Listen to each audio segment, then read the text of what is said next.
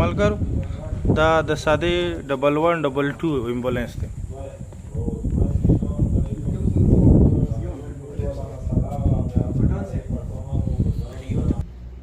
چې کله د یوې علاقې کې د امبولانس دا هول وي بس هغه په خپله ځوانه شي وړاله په مریض بیا څه یوسي نه وده دا وخت دا زموږ د امبولانس حالات ډي سي کوروم ته دې پاته نه لګېږي، دلته ای سی دی لوور هغه ته دې پاته نه لګېږي، 112 والا ته دا پاته.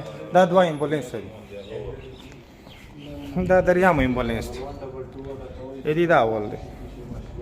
نو چې کله هم دلته امبولانس چې د امبولانس دا اول وي نو زه دا یم چې موږ علاقې مریضانو بیا څنګه موږ رسوو هغه ځای ته هغه ځای کې موږ کوشش کوو چې موږ مریضان باش شي ژوند ولري او د ژوند څه کومې قیمتي شیې دي. دلته کله هم چې یو ایمرجنسي ساده هسپتال ته راشي نو مریضان چې بجای دي چې هغه د خپل مریض په غم کې شي هغه دلته امبولانس په منډه کې شي. دا د امبولانس وال دی.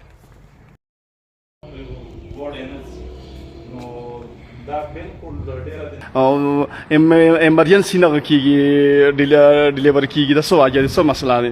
اول خو دا ټوله کمزوري مو کورمیول دی، مو کورمیول شي ته سره سوچ فکر جوړ نه کړ څنګه سره مو خلق وته مو مریضانو ته سہولت ورسي. دوه ټول غټه مسله دلته د ډي سي دی، دلته کومې ډي سي دی چې هغه 112 ته راغلی او دا پوښتنه کړې چې تاسو امبولانس څه حالت دی او دلته سهار ورځې پروژه یو مړی کیږي او دلته هسپتال کې لانجه کیږي.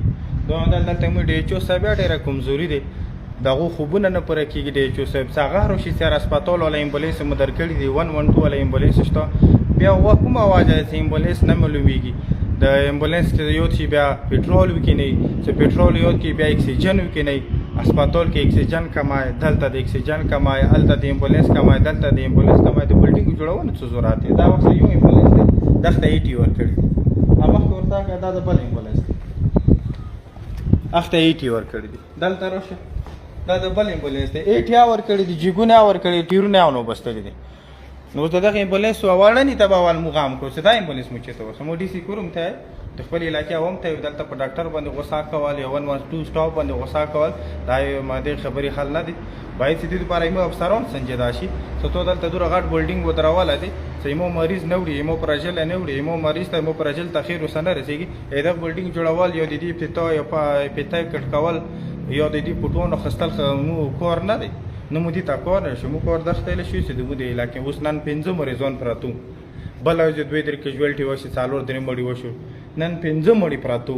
زه ته امیر بغل اندس پاغه باندې راورسېدل امبولانس غام نه کیږي چې امبولانس غام او دوه غریبانو چې موږ د پیټرول روپی نشه اندس بل کوس امبولانس ته پیسې هغه کې سره تلور شي پیټرول وشه دي مورا مو امبولانس د پیټرول غام دا غریبان خريجه باندې شي کړي. نو مو دي سي کوروم ته اي ام ان ام پی خلورونه د علاقې بل څه سړی نه خډي سي کوروم ته به ستروشه دلته د هسپتال څنګه جوړ کې سبب دی سړی مړې پروتي دلته پرشلې به پروتي هغه په ځون پیږي نه په ځون وي یو بل وي چې سبب ماغه غریب باندې بیا تاسو حکومت زور وباسو راشه د مسله حل کړه. او د دې کوم مشر 112 والا چې دلته سرویس نشي ورکول ته لیکل ورکا سره موستوب ته خطر دي چې سرویس ورکول نه شو دلته هر مشه مو باندې خلک چړې کوي هر مشه خلک راخیږي.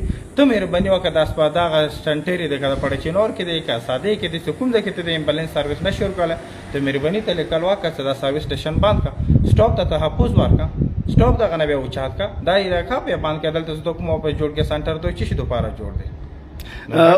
پټون صاحب که د ټولو خبرو د حکومت سوچ نه کول د عام سره دی عملی دی نو موږ خدای سره نن کوم راغلی مو هغه کړو ان شاء الله باندې منځګر واخو پریس کانفرنس یا کو دلته په کورمي کې هم بیا به ان شاء الله وکړه مې ټیم به تشکیل کوم د حواله سره وکړ ته هم کوم یو حل دي شي به حل وبس. مهرباني رزق صاحب تاسو سیاجو دا ابل زید